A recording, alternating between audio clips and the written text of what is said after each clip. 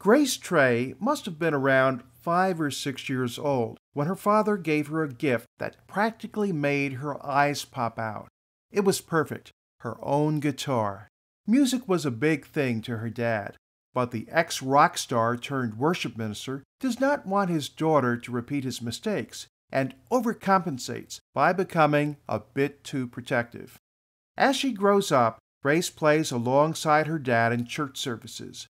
By age 18, she has developed a style of her own and an attitude. I ask you to play it, and you still just do your own thing. I have my own style. Every time we talk, it's a battle. Although the lyrics are still gospel, the performance is top 40. Strange thing, nearly everyone in the congregation seems to be enjoying God's presence more than the girl on stage. Grace is played by A.J. Machaca, who, like her character, got her musical start in church and is about to release her first CD. It turns out Dad's old manager pays a surprise visit to the family, unintentionally giving Grace an idea. She records Dad's old hit from the glory days, sends it to the wheeler dealer, and is soon in Los Angeles, headed to apparent stardom.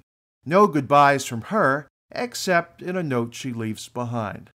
As soon as Grace is settled, she runs into an intern from her record label. You and your dad played at our church a couple years ago. I think it rocks that you're here. Quentin says, "We definitely need light in this industry," but he soon realizes that wasn't Grace's motivation for coming to Hollywood. There's a lot of attention to detail in the movie. Take Grace's first performance at a nightclub. She nervously fumbles around, trying to plug in her electric guitar. Despite an awkward start, Grace blows people away with her music, just like she used to hope for at church. She even meets her idol and a lot of other plastic people in L.A. We are going to have so much fun with you. I can hardly wait. But Grace finds the more she compromises, the more she is asked to compromise. Instead of becoming easier, this way of life gets harder and harder.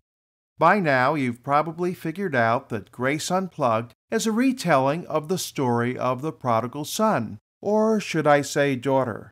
But just as each generation has its own version of a classic tale, whether from Shakespeare or a comic book, parables from the Bible can also find new audiences.